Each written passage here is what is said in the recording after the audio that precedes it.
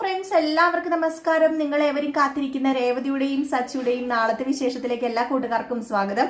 എല്ലാവർക്കും നല്ലൊരു ശുഭരാത്രിയൊക്കെ നേർന്നുകൊണ്ട് നമുക്ക് നാളത്തെ വിശേഷത്തിലേക്ക് കടക്കാം. ഇന്നത്തെ വിശേഷവും പ്രേമയൊക്കെ കണ്ടിട്ട് നിങ്ങൾ കാത്തിരിക്കുകയാണെന്ന് അറിയാം. അപ്പൊ അതുകൊണ്ട് ഞാൻ കൂടുതൽ പറഞ്ഞു ബോറാക്കാൻ നിൽക്കുന്നില്ല. നമുക്ക് നേരെ വിശേഷത്തിലേക്ക് തന്നെ പോകാം. അങ്ങനെ നമ്മുടെ രേവതി പൂ കെട്ടാൻ വേണ്ടി അകത്ത് കയറി പോകാൻ തുടങ്ങിയപ്പോഴത്തേക്കും ചന്ദ്ര രേവതിനെ പിടിച്ചവിടെ നിർത്തിയിട്ട് പറഞ്ഞു, ഈ പൂവിൽ നിന്ന് കുറച്ച് പൂവെടുത്ത് ശ്രുതിയുടെയും റൂമിൽ കൊണ്ടുപോയി കുറച്ച് അലങ്കരിക്കണം എന്ന് പറഞ്ഞു. രേവതി പറഞ്ഞു, അതിന് ഞാൻ അലങ്കരിച്ചല്ലോ, അവിടെ കുറെ പൂവൊക്കെ കെട്ടി വെച്ചിട്ടുണ്ടല്ലോ, മണിയറയൊക്കെ അലങ്കരിച്ചിട്ടേക്കാന്ന് പറഞ്ഞു. അപ്പൊ അതൊന്നും പോരാ, കുറച്ചും കൂടെ പൂ വേണം, അതുകൊണ്ട് ഇതിൽ നിന്ന് തന്നെ എടുക്കണം എന്ന് പറഞ്ഞപ്പോൾ നമ്മുടെ രേവതി പറഞ്ഞു, പറ്റില്ല, എനിക്ക് സ്ഥിരം കസ്റ്റമേഴ്സ് ഉള്ളതാണ്, അപ്പൊ അവർക്ക് ഇത് കൊടുക്കാനുള്ളതാന്ന് പറഞ്ഞപ്പോഴത്തേക്കും, പിന്നെ നീ പണത്തിന് വേണ്ടി ചത്ത് കിടക്കുന്നതാണെങ്കിൽ നീ ചോദിക്കുന്ന പൈസ ഞാൻ തരാം. അതെ, പണത്തിന് വേണ്ടി ഒന്നും അല്ലമ്മേ, ഞങ്ങൾ സ്ഥിരം കുറച്ച് കൊടുക്കുന്ന ആൾക്കാരുണ്ട്, അവർക്ക് വേണ്ടി ഇത് അവർക്ക് കൊടുക്കണം, അതിനുവേണ്ടിയാണ് ഞാൻ ഈ പൂ കെട്ടുന്നത്, അതുകൊണ്ട് ഇത് തരാൻ പറ്റില്ലെന്ന് പറഞ്ഞു. ഓഹോ, അങ്ങനെയായോ, എങ്കിൽ പിന്നെ എനിക്കൊന്ന് അറിയണമല്ലോ, മര്യാദയ്ക്ക് ഈ പൂവ് ഇന്ന് ശ്രുതിയുടെയും റൂമിൽ കൊണ്ടുപോയി കോർത്ത് കെട്ടിയില്ല എങ്കിൽ ഇനി ഒരിക്കലും എന്റെ രേവതി നിനക്ക് ഈ വീട്ടിലിരുന്ന് പൂ കോർക്കാനുള്ള അനുവാദം ഞാൻ തരില്ല.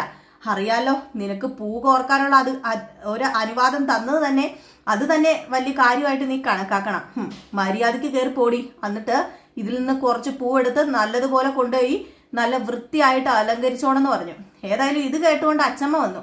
അച്ചമ്മ വന്നിട്ട് പറഞ്ഞു, ഇതെന്താ ഇവിടെ ഒരു ഒച്ചപ്പാടും ബഹളവും, എന്താ ചന്ദ്ര നീ രേവതിനെ പേടിപ്പിക്കുന്നത്, ഇതുവരെ നിന്റെ പേടിപ്പീരൊന്നും അവസാനിച്ചില്ലേ എന്ന് ചോദിച്ചപ്പം, അത് പിന്നെ അല്ലമ്മേ, ഞാൻ ഇതിന്നെ കുറച്ച് പൂവെടുത്ത് ശ്രുതിയുടെയും റൂം കുറച്ച് അലങ്കരിക്കാൻ പറഞ്ഞ, ഇന്നവരുടെ ശാന്തി മുഹൂർത്തം അല്ലേ. ഓ ശരിയാണല്ലോ. അല്ല ചന്ദ്രേ, ശാന്തി മുഹൂർത്തം എപ്പോഴാ? ശാന്തി മുഹൂർത്തം അത് ഒരു 9:30ക്കും 10:30ക്കും ഒക്കെ ഇടയ്ക്കായിട്ട് വരും. ആണല്ലേ, എങ്കിൽ പിന്നെ രേവതിയുടെയും സച്ചിയുടെയും കൂടെ ശാന്തി മുഹൂർത്തം നടത്തണം. എങ്കിൽ പിന്നെ ചന്ദ്രേ നീ ഒരു കാര്യം ചെയ്യും, പൂക്കൾ കുറച്ചെടുത്തുകൊണ്ട് പോയി രേവതിയുടെയും സച്ചിയുടെയും കൂടെ മുറി അലങ്കരിക്കുക. ഞാനിവിടെ വന്നത് തന്നെ എന്റെ സച്ചിമോന്റെ ആ ഒരു ശാന്തി മുഹൂർത്തത്തിന് വേണ്ടിയാ. അത് നിനക്കറിയാലോ ചന്ദ്ര എന്ന് പറഞ്ഞപ്പോ, അതെങ്ങനെയാ അമ്മേ ശരിയാവുന്നത്? ഒരു ദിവസം 2 പേർക്ക് ഇങ്ങനെ ശാന്തി മുഹൂർത്തം വെച്ച് കഴിഞ്ഞിട്ടുണ്ടെങ്കിൽ അത് ശരിയല്ല. കല്യാണവും ഒരു ദിവസം വെക്കുന്നത് ശരിയല്ലെന്ന് ഞാൻ പറഞ്ഞതല്ലേ. അതുപോലെ തന്നെ അമ്മ ഈ ശാന്തി മുഹൂർത്തവും നമ്മൾ അതൊക്കെ നോക്കണ്ടേ? ഓ എന്റെ പൊന്നു ചന്ദ്രേ, നിനക്ക് അതൊക്കെയാണല്ലോ ഇപ്പൊ നോക്കല്. ഓ മനസ്സിലാവുന്നുണ്ട്. ഏതായാലും ഇന്ന് രേവതിയുടെയും സച്ചിയുടെയും കൂടെ ശാന്തി മുഹൂർത്തം നടക്കണം. അവരുടെ കല്യാണമല്ലേ ആദ്യം കഴിഞ്ഞത്, അപ്പൊ പിന്നെ അവരുടെ ശാന്തി മുഹൂർത്തം നടന്നിട്ട് മതി ഇനിയിപ്പൊ വേറെ ആരുടെയും ശാന്തി മുഹൂർത്തം ഒക്കെ. പിന്നെ ഞാൻ പറയുന്നില്ല ഇവരുടെ ശാന്തി മുഹൂർത്തം നടത്തണ്ടെന്നൊന്നും, ഇവര് നടത്തിക്കോട്ടെ, പക്ഷെ ഇന്ന് രേവതിയുടെ ശാന്തി മുഹൂർത്തം നടന്നിരിക്കണം എന്ന് പറഞ്ഞപ്പോഴത്തേക്ക് നമ്മുടെ രേവതി വന്നിട്ട് പറഞ്ഞു, അയ്യോ അച്ഛമ്മേ, വേണ്ട അച്ഛമ്മേ, എന്തിനാ വെറുതെ, ഇന്ന് ഇവരുടെ കല്യാണം നടന്നതല്ലേ, വേണ്ട, ഞങ്ങൾക്ക് ശാന്തി മുഹൂർത്തം വേണ്ട, ഞങ്ങൾക്ക് വേറൊരു ദിവസം ശാന്തി മുഹൂർത്തം വെച്ചാൽ മതി.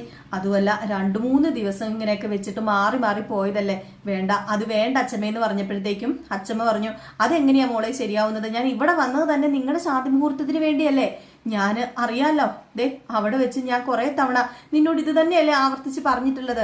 അയ്യോ വേണ്ടമ്മേ, അച്ഛമ്മ ഒന്ന് മനസ്സിലാക്ക്, എനിക്കും അദ്ദേഹത്തിനും വേറൊരു ദിവസം നമുക്ക് ശാന്തി മുഹൂർത്തം വെക്കാലോ, ഇന്നിപ്പോ നല്ലൊരു ദിവസമായിട്ട് അത് വേണ്ടാന്ന് പറഞ്ഞിട്ട് രേവതി ഒഴിഞ്ഞു മാറുകയാണ്. അപ്പൊ രേവതി ഒഴിഞ്ഞു മാറിപ്പോയി കഴിഞ്ഞപ്പോഴത്തേക്കും അച്ഛമ്മ പറഞ്ഞു, കണ്ടുപഠിക്കടി, നീ ആരെങ്കിൽ ഇപ്പൊ ഇവിടെ കിടന്ന് വാശി പിടിച്ചേനല്ലോ, ഇതാടി രേവതിയുടെ മനസ്സ്, രേവതി ഇവർക്ക് വേണ്ടി ഒഴിഞ്ഞു തന്നത് കണ്ടോ എന്നിങ്ങനെ പറഞ്ഞപ്പോഴത്തേക്കും ചന്ദ്ര എന്നൊക്കെ ഒരു കാണിക്കല് കാണിച്ചിട്ട് അങ്ങ് തിരിഞ്ഞു കേട്ടോ.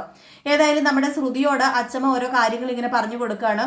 മോളെ, നീ രേവതിനെ സ്നേഹിക്കണം കേട്ടോ, അവള് പാവ, ഒരു പഞ്ചപാവ, ആർക്കും ഒരു ഉപദ്രവം ഉണ്ടാവില്ല, പ്രത്യേകിച്ച് നിനക്ക് അവൾ ഇവിടുത്തെ മരുമകളാണെന്നും പറഞ്ഞ് ഒരു ഉപദ്രവവും ഉണ്ടാകാൻ പോകുന്നില്ല. അവളുടെ സ്വഭാവം നീ കണ്ടു കാണുമല്ലോ, എല്ലാവരെയും സ്നേഹിക്കാൻ മാത്രമേ അവൾക്ക് അറിയത്തുള്ളൂ, അല്ലാതെ ഈ ചന്ദ്രയുടെ കൂടി നീ അവളെ ഉപദ്രവിക്കാൻ നിൽക്കരുത് കേട്ടോ എന്നൊക്കെ പറഞ്ഞപ്പോഴത്തേക്കും നമ്മുടെ ശ്രുതി ശരി എന്നൊക്കെ പറഞ്ഞു കേട്ടോ.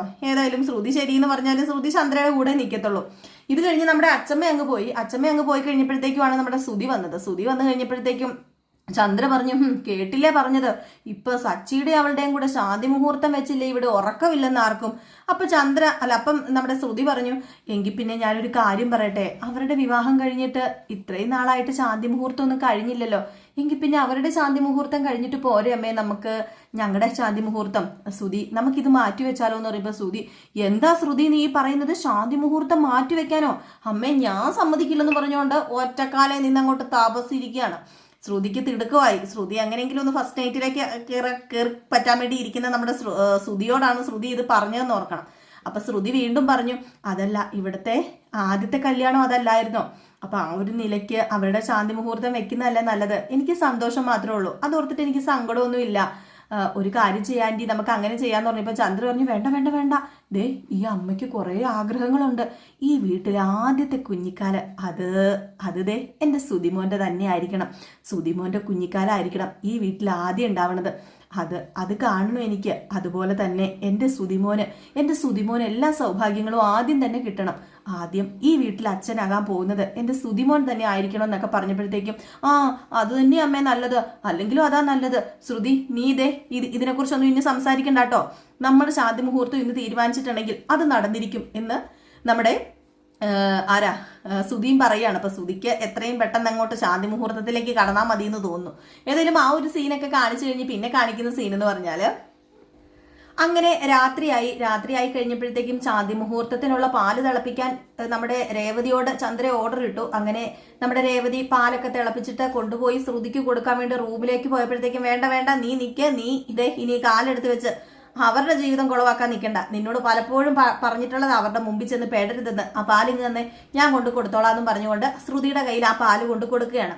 അങ്ങനെ പാല് കൊണ്ട് കൊടുത്തു കഴിഞ്ഞപ്പോഴത്തേക്ക് നമ്മുടെ ശ്രുതി ഒരുപാട് സന്തോഷത്തോടു കൂടി ഒത്തിരി നന്ദിയൊക്കെ പറയുന്നുണ്ട് ചന്ദ്രയോട്.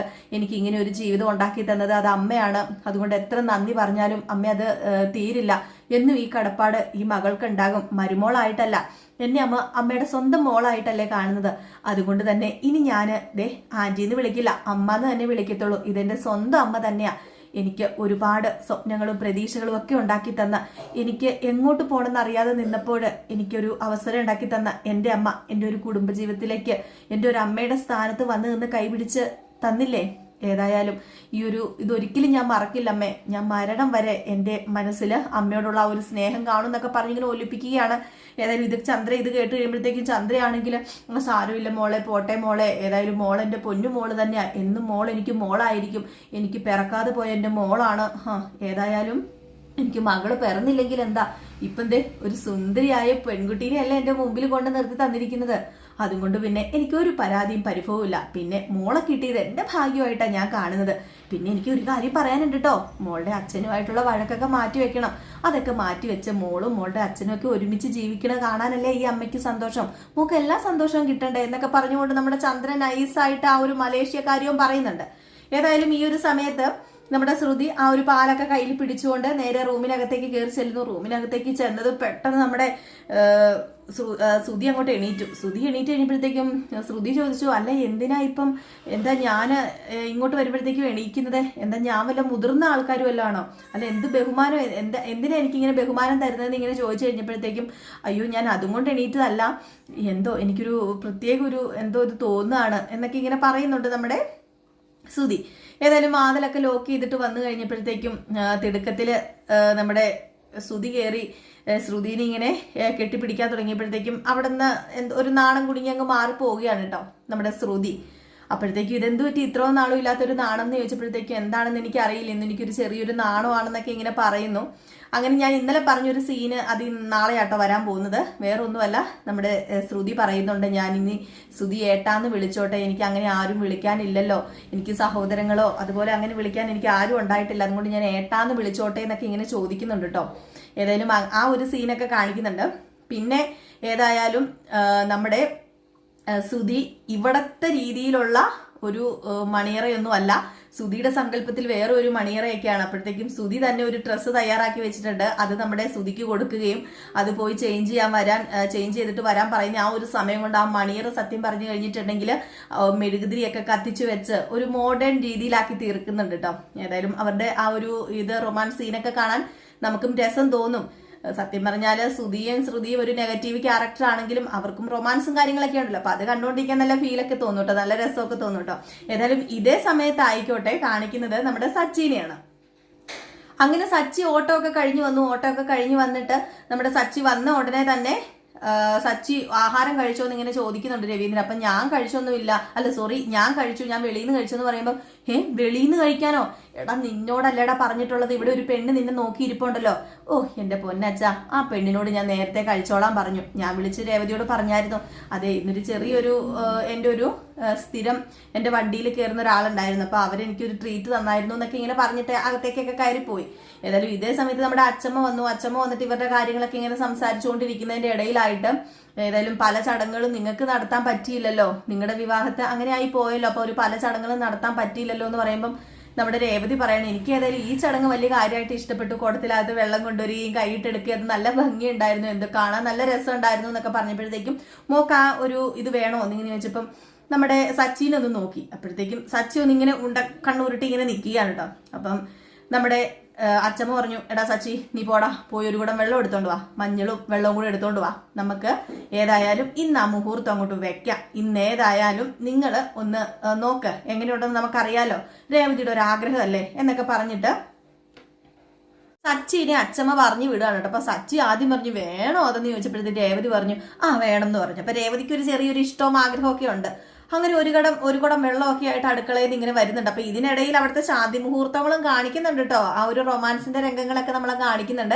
അപ്പൊ അത് കൂടുതൽ വിവരിച്ച് ഞാൻ നാളെ പറയാം. ഇത് നമ്മുടെ പ്രമോ ആയതുകൊണ്ടാണ് ഞാൻ ഒത്തിരി അങ്ങോട്ട് വിവരിച്ച് പറയാത്തത്.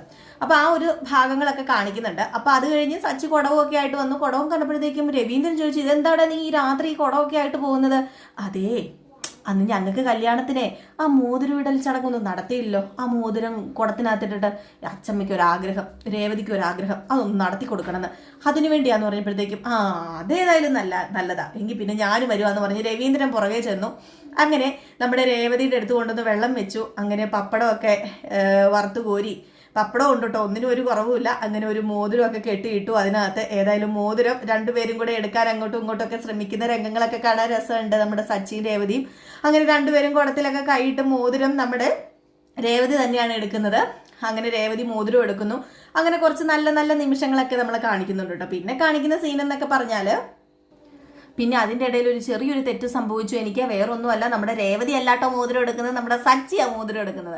അങ്ങനെ സച്ചി മോതിരം എടുത്ത് കഴിഞ്ഞപ്പോഴത്തേക്കും നമ്മുടെ രവീന്ദ്രൻ പറഞ്ഞു, പിന്നെ അത് നിനക്ക് ബലമുണ്ടല്ലോ, അവളൊരു പെണ്ണല്ലേ, നിനക്ക് ബലമില്ല, അതുകൊണ്ടാണ് നീ എടുത്തതെന്ന് പറയുമ്പം ഇനിയിപ്പോൾ അങ്ങനെ പറഞ്ഞാൽ മതിയല്ലോ, ഞാൻ അങ്ങനെയൊന്നുമല്ല, ഞാൻ തന്നെ എടുത്തത്, ബുദ്ധിയുള്ളവർക്ക് ഈ മോതിരം എടുക്കാൻ പറ്റുമല്ലോ, ബലമൊന്നും അല്ല ഇവിടെ കാര്യം എന്ന് പറഞ്ഞപ്പോൾ അച്ഛമ്മ പറഞ്ഞു, പിന്നെ ബുദ്ധിയും ബലമൊന്നും അല്ല, എൻ്റെ രേവതി മോള് നിനക്കങ്ങ് വിട്ടു തന്നതാ, അതുകൊണ്ട് തന്നെയാണ് നീ ഇപ്പം ആ മോതിരം എടുത്തതെന്ന് പറഞ്ഞു. അപ്പൊ അങ്ങനെ കുറച്ച് രസകരമായ നിമിഷങ്ങളൊക്കെ കാണിക്കുന്നു. അപ്പൊ ഇതൊക്കെ ഉൾക്കൊള്ളിച്ചുകൊണ്ടൊരു വിശേഷമാണ് നമ്മൾ നാളെ കാണാൻ പോകുന്നത്. പിന്നെ ഏതായാലും നേരം വെളുത്ത് കഴിഞ്ഞപ്പോഴത്തേക്ക് നമ്മുടെ രേവതി എല്ലാ പണികളും ഒക്കെ കംപ്ലീറ്റ് ചെയ്യുന്നുണ്ട് കേട്ടോ അവിടെ. പക്ഷെ എന്ത് ചെയ്ത് കഴിഞ്ഞിട്ടുണ്ടെങ്കിലും ശ്രുതി ഇറങ്ങി വരുന്നില്ല. പിന്നെ മണവാട്ടി ചെറുക്കനും പെണ്ണും ഒക്കെ ആണല്ലോ, പുതുപ്പെണ്ണൊക്കെ ആയതുകൊണ്ട് കുറച്ച് താമസമൊക്കെ എണീക്കുള്ളായിരിക്കും. ഏതായാലും ഒത്തിരി ലേറ്റ് ആയിട്ടാണ് വരുന്നത്. അത് തന്നെ അവിടെ ഒരു പ്രശ്നമാവുകയാണ്. കാരണം നമ്മുടെ രേവതി എല്ലാ കുക്കൊക്കെ ചെയ്ത് കഴിഞ്ഞ് എല്ലാവർക്കും ആഹാരമൊക്കെ കൊടുത്ത് കഴിഞ്ഞിട്ടാണ് അവർ ഇറങ്ങി വരുന്നത്. അപ്പൊ നമ്മുടെ രേവതി തന്നെ അവർക്ക് വിളമ്പി കൊടുക്കണം എന്ന് ഒരേ ഒരു നിർബന്ധം ആർക്ക്, ചന്ദ്രയ്ക്ക്. ഏതായാലും അതിന്റെ പേരിൽ അങ്ങോട്ടും ഇങ്ങോട്ടും ചെറിയ സണ്ട കൂടുന്നുണ്ട്, അങ്ങോട്ടും ഇങ്ങോട്ടും ചെറിയ സണ്ട ആവുകയാണ്.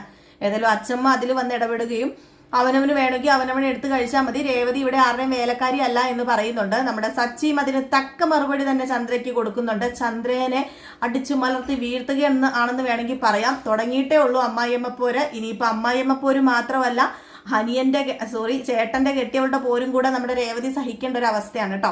അപ്പൊ ഇതൊക്കെ കോർത്തിണക്കിക്കൊണ്ട് ഒരു അടിപൊളി വിശേഷമാണ് നാളെ നമ്മൾ കാണാൻ പോകുന്നത്. മിസ് ചെയ്ത് കളയരുത്. എല്ലാവരും രാവിലെ തന്നെ വരണം. 6:45 നമ്മൾ എന്നും വീഡിയോ ഇടുന്നത് പോലെ നാളെയും വീഡിയോ ഇടും കേട്ടോ. അപ്പൊ മറക്കാതെ വരിക. അപ്പൊ എല്ലാവർക്കും വീണ്ടും ഒരു നല്ല ശുഭരാത്രിയൊക്കെ നേർന്നുകൊണ്ട് നിർത്തുന്നു. അടുത്ത വിശേഷത്തിൽ കാണാം. അതുവരെ ടാറ്റാ, ബൈ ബൈ.